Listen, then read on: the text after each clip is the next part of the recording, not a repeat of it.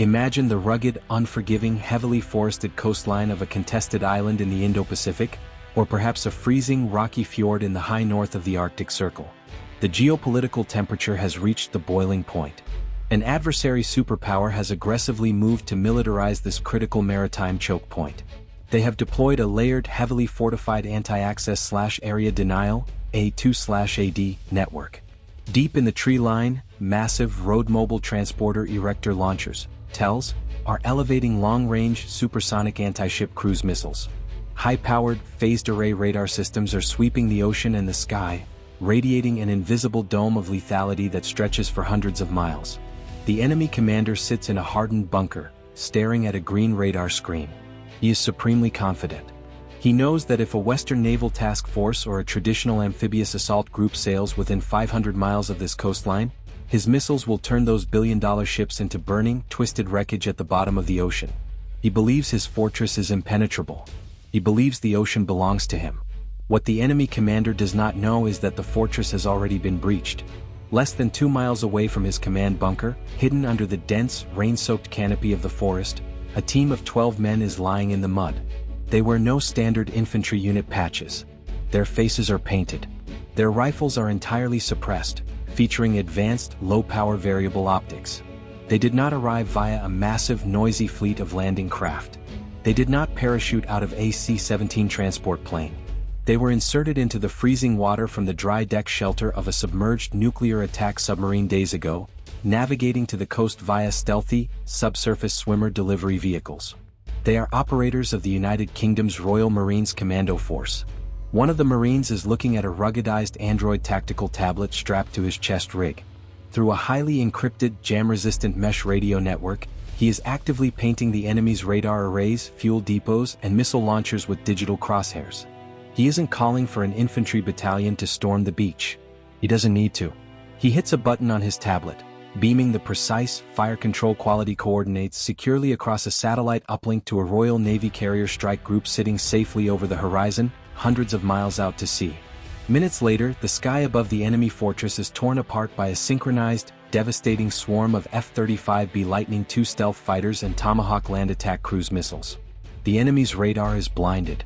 Their missile launchers are vaporized. The impenetrable A2/AD dome collapses. And the team of 12 Royal Marines quietly slips back into the freezing water, vanishing without a trace. The era of the massive, bloody cinematic beach landing is officially dead.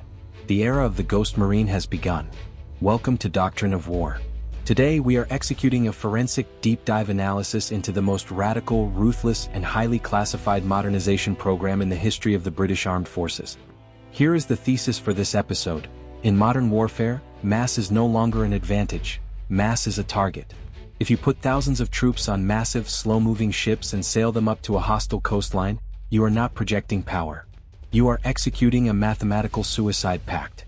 To survive the 21st century, an amphibious force must be invisible, dispersed, and hyper-lethal.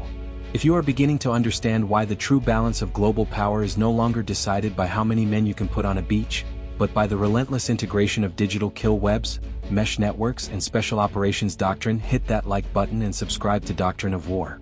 We strip away the nostalgic, outdated military paradigms to bring you the cold, kinetic realities of how the free world actually fights, adapts, and teeters. Your support ensures we can keep delivering this level of uncompromising strategic analysis. For over 80 years, the Royal Marines were the ultimate blunt instrument of the British Empire. They were the shock troops. But the Ministry of Defense looked at the proliferation of hypersonic missiles, drone swarms, and advanced radar, and realized that the blunt instrument was obsolete.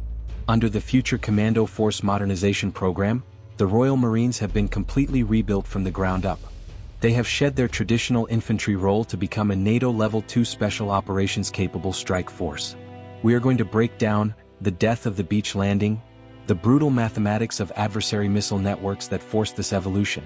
We are going to analyze the dispersed kill web, the staggering technological leap in their kit, from the new L403A1 KS-1 rifles to MPU-5 mesh radios and autonomous cargo drones. We will explore the gray zone vanguard, why the UK is permanently forward deploying these forces to the Indo-Pacific and the Arctic. And finally, we will look at the mothership doctrine, How the Royal Navy keeps its massive ships completely out of range while inserting these lethal 12-man scalpels into the heart of the enemy's defenses. Let us begin by confronting the uncomfortable, terrifying reality of the modern anti-ship missile, and why D-Day will never happen again. The mathematics of the kill zone. To understand why the Royal Marines have undergone such a violent, radical transformation, you have to understand the nightmare that keeps amphibious naval commanders awake at night. For the entirety of the Cold War and the global war on terror, the doctrine of amphibious assault remained largely unchanged. You gathered a massive fleet of amphibious transport docks (LPDs) and landing helicopter docks (LHDs). Ships like the USS Wasp or the Royal Navy's HMS Albion and HMS Bulwark. These ships, displacing tens of thousands of tons, would sail to within 10 or 20 miles of a hostile coastline. They would drop their well-deck ramps, disgorge dozens of slow-moving landing craft filled with hundreds of heavily burdened Marines, and send them churning through the surf to secure a beachhead. This doctrine worked perfectly when the enemy was armed with basic artillery, machine guns, and shoulder-fired rockets. It worked when the Royal Navy had absolute, uncontested dominance of the air and the sea. But the adversaries of the West, specifically the Russian Federation and the Chinese Communist Party, went to school on Western naval doctrine. They realized they could not outbuild the US or UK surface fleets in a symmetric fight, so they invested hundreds of billions of dollars into asymmetric denial. They built the anti-access/area denial, A2/AD, network. Consider the Russian K-300P Bastion P coastal defense system, armed with the P-800 Onyx supersonic anti-ship cruise missile. Or consider the Chinese YJ-12 supersonic anti-ship missile, or the terrifying DF-21D and DF-26 anti-ship ballistic missiles. These weapon systems have fundamentally altered the geometry of the ocean. A modern anti-ship cruise missile can fly at Mach 2 or Mach 3, skimming just meters above the wave tops, executing aggressive high-G evasive maneuvers to avoid interception. They possess operational ranges of 300, 500, or even 1,000 miles. If a massive 20,000-ton British amphibious assault ship sails within 300 miles of a coastline defended by these systems, it is instantly illuminated by over-the-horizon radar. It becomes the easiest, most highly lucrative target on the planet. The enemy does not need to send an armada to defeat the Royal Navy. They simply ripple-fire a dozen supersonic cruise missiles from a forest clearing hundreds of miles away. Even if the ship's point defense systems manage to shoot down 90% of the incoming missiles, all it takes is one or two leakers carrying 500-pound high-explosive warheads to cripple the ship, instantly killing hundreds of highly trained Marines trapped in the well deck. Furthermore, the slow-moving landing craft, chugging toward the beach at 15 knots, are nothing more than target practice for cheap, mass-produced loitering munitions and first-person view, FPV, kamikaze drones. Evolve or die. The Royal Navy and the strategic planners at the Ministry of Defense ran the war games. They looked at the simulations of a high-intensity conflict in the Baltic Sea against Russia, or in the South China Sea against China. The mathematical results were a bloodbath. The traditional amphibious fleet was annihilated before it ever saw the beach. The conclusion was brutal, uncompromising, and absolutely undeniable. The massed beach landing is dead. If you mass your forces, you provide the enemy with a target dense enough to justify the expenditure of their high-end missiles. The Royal Marines were faced with an existential choice: evolve or die. If they remained a conventional light infantry force designed to storm beaches and landing craft, they were functionally obsolete in a peer-to-peer war. They would be relegated to secondary rear echelon duties. But the Royal Marines possess a history born of ruthless, irregular warfare. They were founded as seagoing infantry, and during the darkest days of the Second World War, they were the original commandos, small, highly trained units designed to execute lightning-fast raids on occupied Europe, causing maximum chaos and disappearing into the night. The future Commando Force (FCF) program is a return to those roots, supercharged by 21st century technology.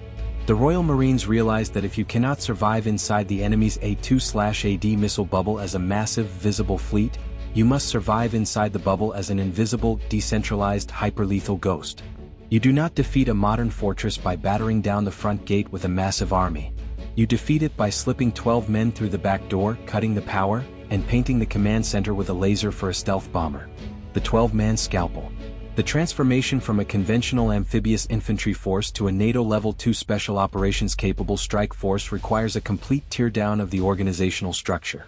In the past, the Royal Marines operated in large, rigid company and battalion structures. If a localized assault stalled, the infantry had to wait for orders from a commander miles away before they could adapt. It was a hierarchical, top-down system. Under the future Commando Force doctrine, the entire organization has been decentralized and shattered into small, highly autonomous, hyper-agile commando strike teams. These teams typically consist of 12 to 16 operators. But do not let the small number fool you. A 12-man commando strike team operating in 2026 possesses more organic lethality, intelligence gathering capability, and communications bandwidth than an entire infantry company did 20 years ago. They are designed to operate completely independently, deeply embedded behind enemy lines, highly dispersed across a vast, contested archipelago or a freezing Arctic coastline. They are the human nodes in a vast digital kill web. To execute this mission, the Ministry of Defense had to completely overhaul the equipment of the individual Marine. They could no longer be burdened with heavy, outdated, conventional infantry gear. They required the tools of the quiet professional. The KS-1 rifle and the MPU-5 network. The most visible, immediately recognizable leap in the Royal Marines' capability is their primary weapon system. The mod-initiated Project Hunter, explicitly seeking a new alternative individual weapon, AIW, for the Ranger battalions and the Commando Force. They selected the L403A1, manufactured by the legendary American firearms company Knights Armament Company, KAC, based on their KS-1 Nightstoner 1 platform. This is not a standard-issue grunt rifle. It is an exquisite warfare EW. They will jam GPS signals, severe satellite uplinks, and blanket traditional radio frequencies with white noise. If a commando team loses comms, they are blind and deaf. To counter this, the Royal Marines are equipped with the MPU-5 Mobile Ad Hoc Network, MANET, radio, utilizing wave relay technology. This is a paradigm shift in military communications. Traditional radios rely on a hub-and-spoke model, where everyone talks to a central antenna. If that antenna is destroyed or jammed, the network dies. The MPU-5 turns every single Marine, every drone, and every vehicle into its own router and relay station. It creates a self-healing, decentralized mesh network. If one Marine's radio is heavily jammed by Russian EW, his signal automatically, instantaneously routes through the radio of the Marine 50 meters to his left, bounces up to a hovering surveillance drone, and relays back to the command center. The network constantly adapts, finding the path of least resistance. This mesh network carries more than just voice communications. It carries massive amounts of encrypted data, high-definition video feeds, and real-time situational awareness. The human targeting brain in the autonomous swarm. This bandwidth allows the Marine to utilize the Android Tactical Assault Kit, ATAK, a ruggedized tactical tablet strapped to their chest rig. ATAK provides blue force tracking, showing the exact location of every friendly unit, but more importantly, it allows the Marine to act as a forward air controller and intelligence node. The 12-man commando strike team no longer carries heavy, cumbersome mortars or anti-tank guns. They don't need to. They are the human targeting brain. Using their ATAK tablets and the MPU-5 network, the strike team controls swarms of autonomous assets. If they need to strike an enemy radar site over the next hill, they do not assault it with rifles. They deploy a swarm of Switchblade 600 loitering munitions, kamikaze drones that circle the battlefield, acquire the target, and plunge into it with armor-piercing warheads. If the team is operating deep behind enemy lines and running low on ammunition or medical supplies, they do not call for a massive, noisy Chinook helicopter that will immediately be shot down by an enemy surface-to-air missile. Instead, they punch their coordinates into the tablet, and miles away from a hidden cache or a stealthy offshore vessel, an autonomous heavy-lift cargo drone, like the Malloy Aeronautics T-150 or T-600, is launched.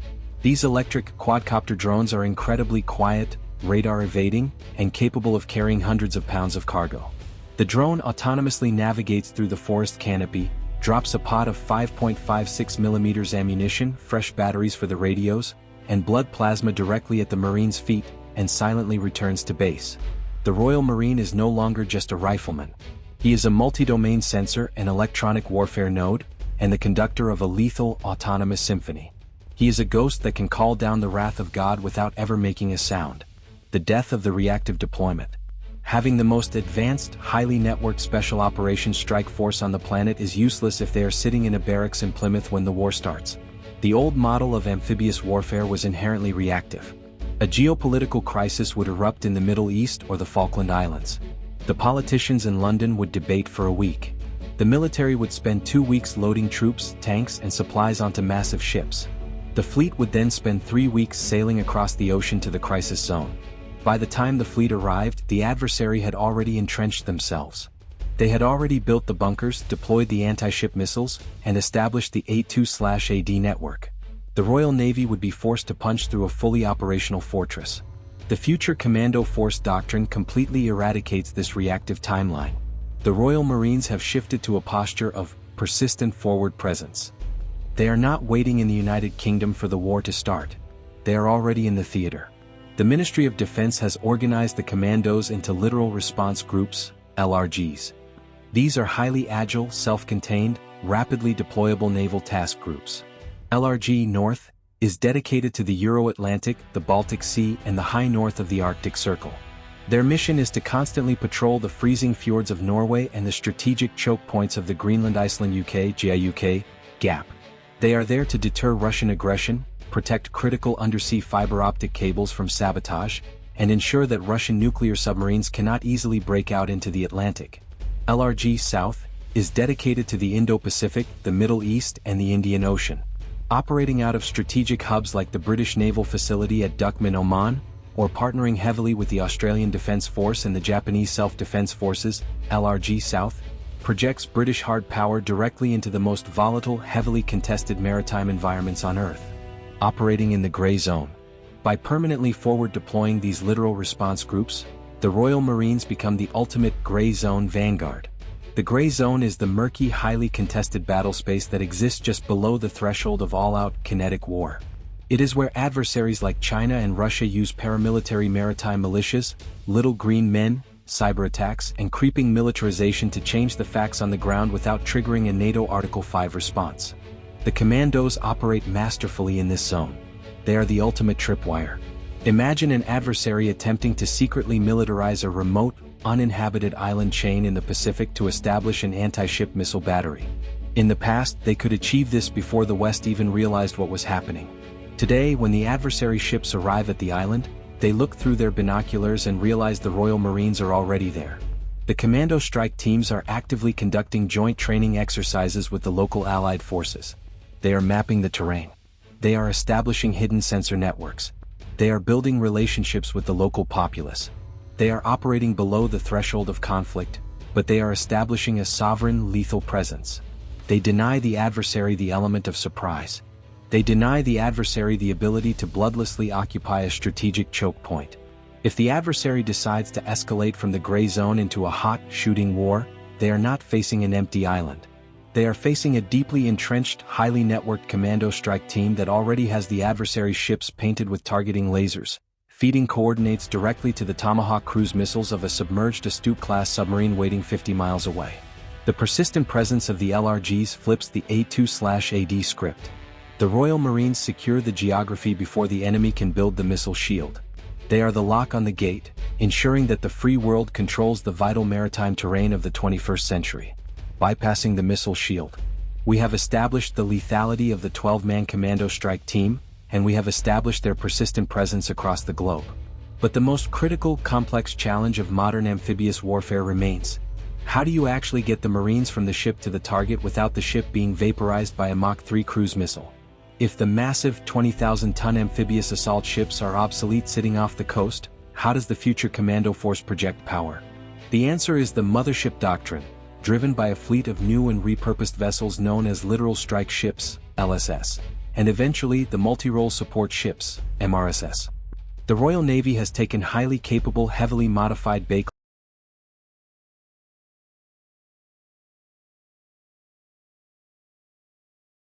Subsurface, executed in coordination with the Special Boat Service, SBS, and the Royal Navy Submarine Service. A Royal Navy Astute-class nuclear-powered attack submarine, one of the quietest, most lethal apex predators on the planet, can transit hundreds of miles underwater, completely immune to the enemy's anti-ship missiles and surface radar. Fitted with a dry deck shelter, DDS, on its hull, the submarine can approach the hostile coastline while remaining deeply submerged. The Commando Strike Team exits the submarine underwater, deploying specialized swimmer delivery vehicles, SDVs, or autonomous stealth submersibles. They navigate the final miles to the coast completely submerged, bypassing all coastal radar, thermal imaging, and patrol boats. They emerge from the freezing water, transition into the jungle, and begin their hunt. The enemy literally has no idea they have been invaded until the explosions start. If a subsurface insertion is not viable, the commandos utilize the air domain, but not with massive, predictable airborne assaults. Operating from the flight decks of the littoral strike ships located hundreds of miles offshore, the Royal Marines utilize the Augusta-Westland Merlin Mk4 or the Boeing Chinook heavy-lift helicopters. These are not standard flights. The pilots of the Commando Helicopter Force are masters of terrain masking and nap of the earth flying. Launching from the mothership in the dead of night, maintaining absolute radio and radar silence, the helicopters drop down to fly mere feet above the cresting waves of the ocean. By flying so low, they hide beneath the radar horizon of the enemy's coastal defense systems. As they cross the coastline, the pilots utilize night vision and advanced terrain-following sensors to fly aggressively through the valleys, hugging the contours of the mountains, using the physical geography of the island itself to block the enemy's radar beams. They insert the commando team into a tiny, unobserved clearing, and immediately bank hard and egress back to the ocean before the enemy air defenses can even register a fleeting blip on their screens. Alternatively, the Royal Marines are pioneering the use of highly advanced, low-observable surface craft, stealthy high-speed interceptors designed to drastically reduce their radar and thermal signatures, allowing them to slip through the gaps in the enemy's coastal surveillance net. By keeping the massive, vulnerable motherships hundreds of miles away and relying on nuclear submarines, terrain-masking helicopters, and stealth surface craft, the future Commando Force completely bypasses the enemy's multi-billion-dollar A2/AD missile shield. The enemy has built a fortress designed to sink battleships and aircraft carriers. The Royal Marines have simply decided not to bring any targets for them to shoot at. The massed, cinematic beach landing of the 20th century is a relic of history. The idea of storming a heavily defended beach with thousands of men is a romanticized memory that has been utterly pulverized by the reality of hypersonic missiles and autonomous drone swarms. The United Kingdom recognized this brutal truth before almost anyone else. They recognized that the Royal Marines, with their legendary history of irregular warfare and commando routes, were perfectly suited for the terrifying high-tech demands of the 21st century. The future Commando Force is the most lethal, highly networked, and agile amphibious strike force in the history of the British Armed Forces. They have traded the vulnerability of mass for the survivability of dispersion. They have traded heavy artillery for the digital omnipotence of the MPU-5 mesh network and the precision of the KS-1 rifle. They have traded the massive, floating targets of the traditional amphibious fleet for the invisible, silent lethality of the mothership Doctrine and submarine insertion. When adversaries like China and Russia look at the map, they are no longer just looking for carrier strike groups. They are forced to confront the paralyzing reality that their heavily fortified, multi-billion-dollar missile fortresses can be completely decapitated, blinded, and dismantled by a team of 12 men operating silently in the mud, calling down the wrath of the entire Western Alliance without ever making a sound. The Royal Marines are not waiting for the war to start. They are already in the gray zone. They are the vanguard. And they are proving that in the modern era, the deadliest weapon on the battlefield is the one you never see coming. Thanks for watching Doctrine of War. Do you believe that small, dispersed commando teams are truly enough to dismantle a massive Chinese or Russian missile network? Or does the West still need the capacity to land thousands of heavy troops on a hostile beach? Let us know your tactical assessment in the comments below. Stay sharp, stay unseen, and we'll see you in the next one.